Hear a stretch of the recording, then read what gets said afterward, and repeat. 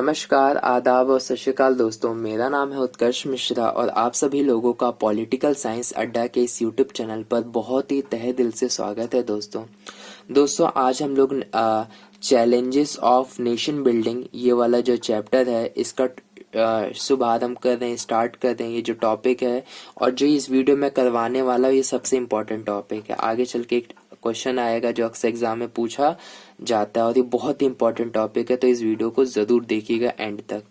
आते हैं चैप्टर का जो फर्स्ट है हमारा चैलेंजेस ऑफ नेशन बिल्डिंग, यानी जो नेशन है, नेशन को बिल्ड करने में क्या क्या चैलेंजेस हैं, क्या क्या प्रॉब्लम इंडिया ने फेस की। यानी नेशन यहाँ पर इंडिया की बात की जा रही है। बेसिकली अगर इस सेकेंड बुक को देखें तो इसके अंदर इंडिया के बारे में ही बात की गई है।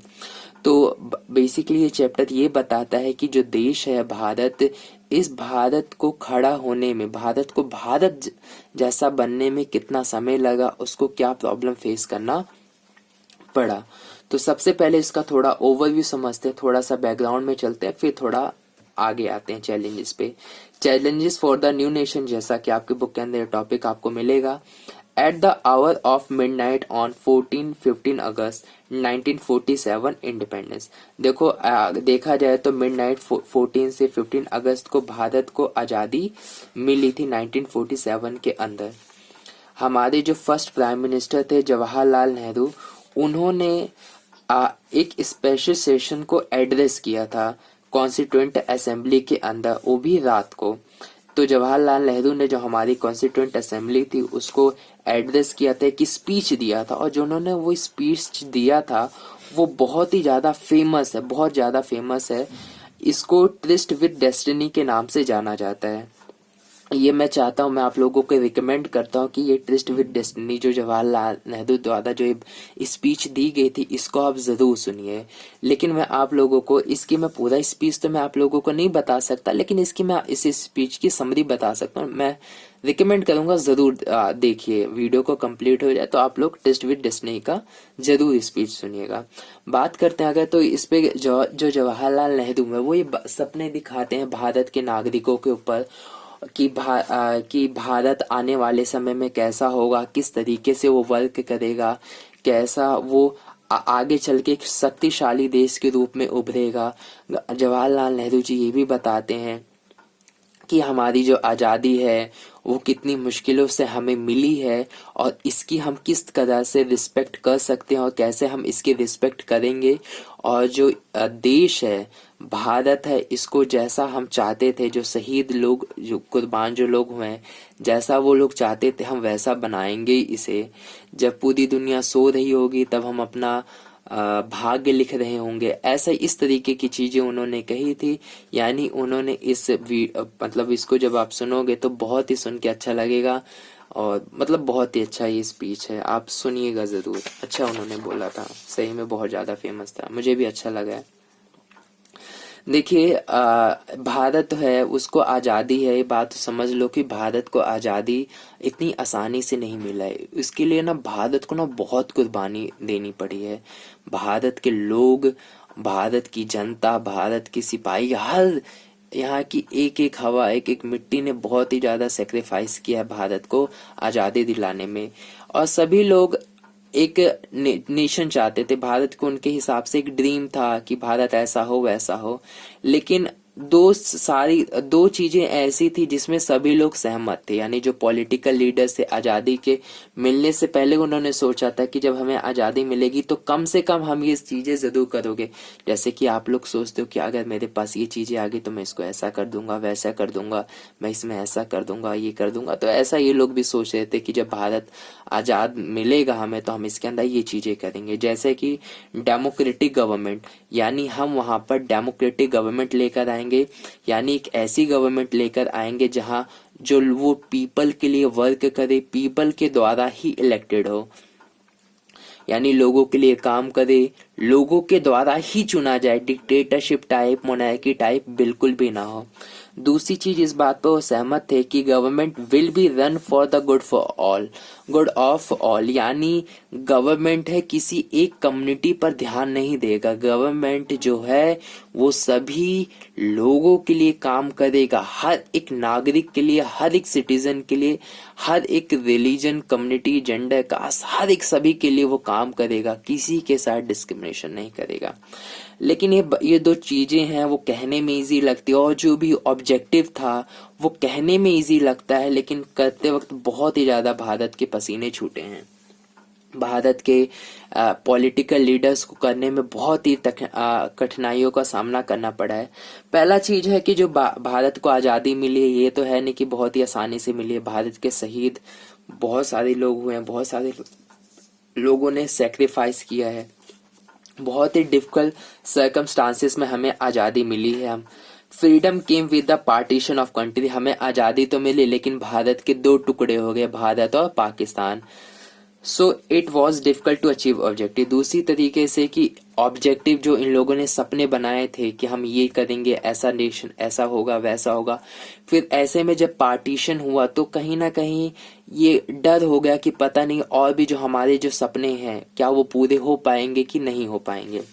तो सबसे इम्पोर्टेंट आता है 3 चैलेंजेस, यानी आज़ादी के वक्त, यानी जब हमें फ्रीडम मिली तो उस वक्त क्या भारत के आगे 3 कौन सी समस्याएं थी, कौन से वो 3 प्रॉब्लम्स थे। तो पहला आता है शेप अ नेशन, यानी एक नेशन को शेप देना, कह सकते हैं यहाँ पे यूनिटी क्रिएट करना। क्योंकि बात करते हैं तो ब्रिटिशर्स ने हमारे बीच में बहुत ही बुरी तरीके से उन्होंने आग लगा रखी थी। जैसे कि भारत के अंदर देखा जाए तो रिलीजन्स, लैंग्वेजेस, कल्चर, ये सारा कितना अलग है। कहीं आप जाओ तो वहाँ पे फूड, कल्चर, खाना पीना, शादी उदी सब अलग मिल जाता है। आप वहाँ के रिलीजन अलग होगा, लैंग्वेज अलग अलग लैंग्वेज बोलते हैं, अलग अलग कल्चर है, अलग अलग फूड है, अलग अलग फेस्टिवल्स हैं। तो भारत के अंदर बहुत ही ज्यादा डाइवर्सिटी हमें देखने को मिलती है। अब इसी के साथ क्या हुआ कि डाइवर्सिटी तो है, तो ये मैं आपको पॉइंट बाद में बताऊंगा। इसके अंदर क्या बताया गया है कि डाइवर्सिटी तो है, लेकिन जो ज्यादातर लोग थे इस चीज को मानते थे कि इतनी ज्यादा जो डाइवर्सिटी है वो भारत को मुसीबत में डालेगी इन फ्यूचर, और ऐसा पॉसिबल हो ही नहीं सकता कि इतने डाइवर्सिटी होने के बावजूद भारत एक रहे, बहुत ही मुश्किल है। तो देखा जाए तो भारत का पार्टीशन हो गया, तो कहीं ना कहीं ये बात थोड़ी बहुत तो साबित हुई, लेकिन उसके बाद तो भारत का पार्टीशन हुआ नहीं है। उसके बाद हमने यूनिटी जो है वो बना कर रखी है। वही स्टार्टिंग में थोड़ी बहुत गलती हो गई थी, वही हुआ था, लेकिन देखा जाए तो भारत के अंदर यूनिटी क्रिएट हुई है। इसने देखा जाए, अगर आज इस वक्त देखे तो भारत का अलग अलग रिलीजन, कल्चर सबको साथ लेकर चल रहा है और कोई दिक्कत नहीं है। दिक्कत है छोटी मोटी, लेकिन आगे चल के आने वाले समय में उसे भी सुलझाया जाएगा। दूसरी सबसे बड़ी प्रॉब्लम थी इस्टेब्लिश डेमोक्रेसी, यानी लोकतंत्र की, यानी डेमोक्रेसी को इस्टेब्लिश करना। देखो, डेमोक्रेसी को इस्टेब्लिश करना एक समस्या इस वजह से थी क्योंकि जाहिर सी बात है कि डेमोक्रेसी है भारत के लिए एक नया था। ऐसा भारत ने कभी उसको उस तरीके से यूज किया नहीं था। और दूसरी चीज, भारत के जो नागरिक हैं क्या वो डेमोक्रेसी को अच्छी तरीके से समझ पाएंगे, वो उस पर कैसा रिएक्ट करेंगे, थोड़ा इस तरीके का प्रॉब्लम था। दूसरी, हालांकि ये बात अच्छी थी कि भारत के जो लीडर्स थे, जो पॉलिटिकल लीडर्स थे, वो अच्छे तरीके से वाकिफ थे कि आखिरकार डेमोक्रेसी में कैसे वर्क होता है, क्या सिस्टम पे होता है, किसकी जिम्मेदारी क्या है क्या नहीं, इन सारी चीजों से वो अच्छे से वाकिफ थे। ये थोड़ी हमारे लिए प्लस पॉइंट था।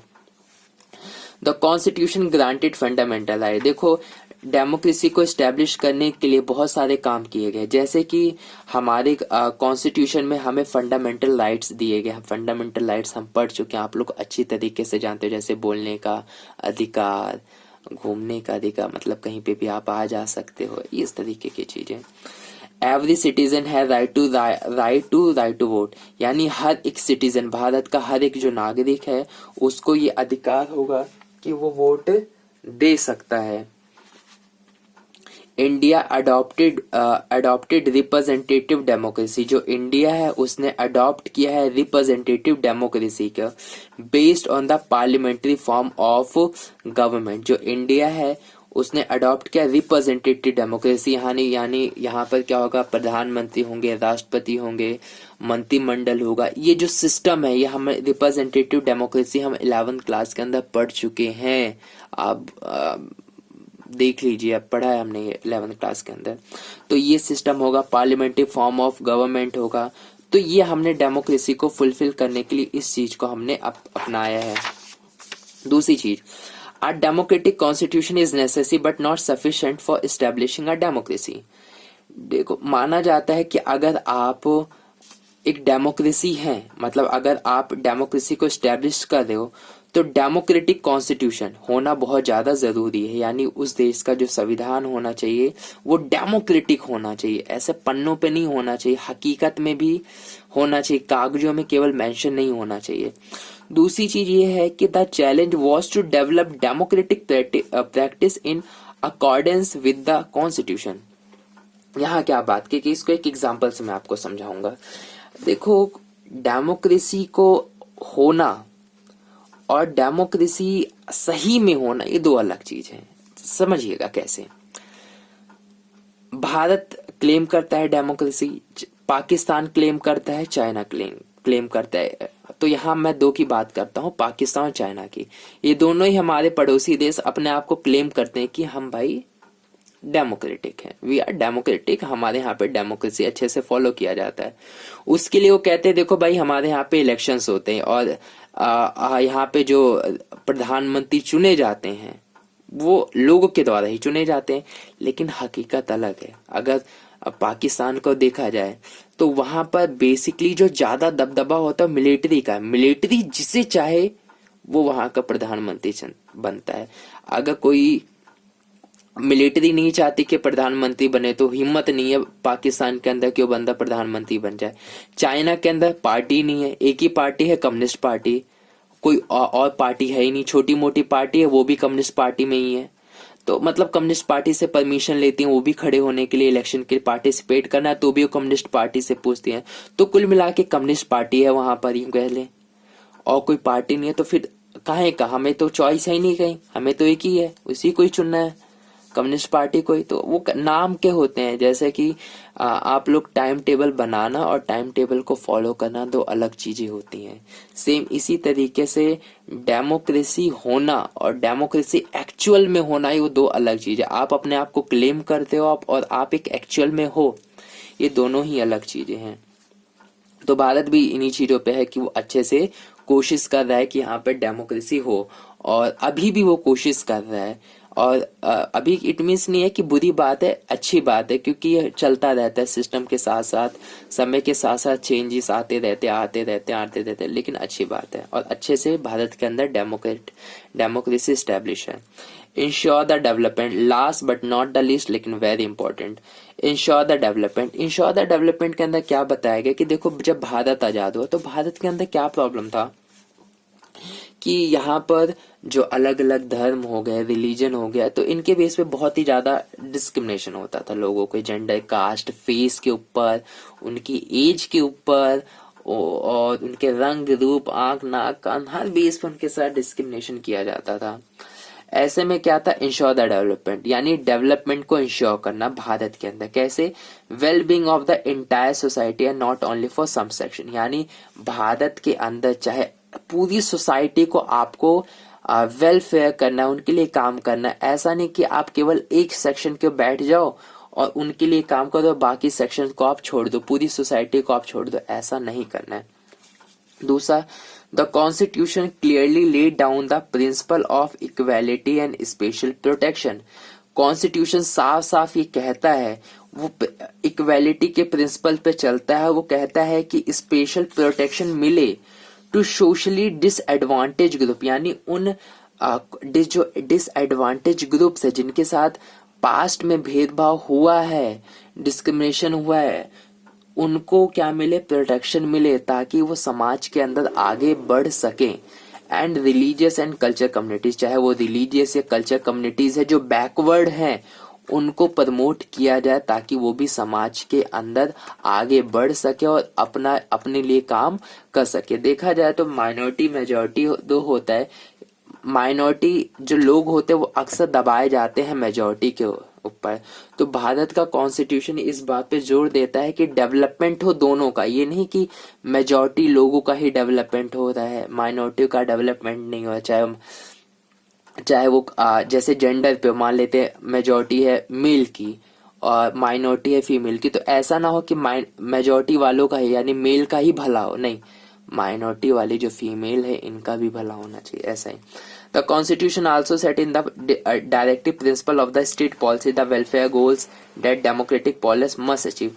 दूसरी चीज सबसे अच्छी बात है कि उन्होंने डायरेक्टिव प्रिंसिपल 11th क्लास में ये भी पढ़ा हमने, उन्होंने सेट कर रखा है। अगर मैं बात करूँ तो इट मीन्स उन्होंने बता रखा है कि भाई एक जो देश होगा, देश के अंदर जो सरकार होगी, गवर्नमेंट होगा, जो पॉलिटिक्स चलेगी वहां पर वो किस तरीके से चलेगा और उनका काम क्या रहेगा, यानी डेमोक्रेटिक पॉलिटिक्स को क्या अचीव करना है, यानी किन मापदंडों पर वो चलेगा और उसे वो क्या अचीव करना है, जैसे कि इक्वालिटी, डिस्क्रिमिनेशन ना हो, भला सबका, यही सारी चीजें इसमें दी गई हैं। अगला पॉइंट आता है the real challenge now was the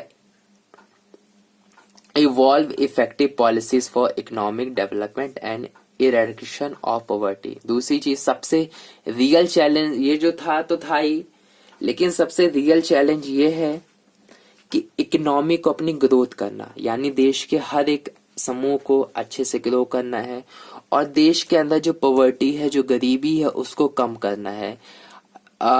समय पे जैसे आने वाले 10 सालों में, 5 सालों में, 15 सालों में पॉलिसीज बनानी है, इस तरीके से पॉलिसी बनानी है कि गरीबी कम हो और देश का ज्यादा से ज्यादा भला हो सके। तो इस तरीके के लेकर देखा जाए तो 3 चैलेंज हमें देखने को मिलते हैं।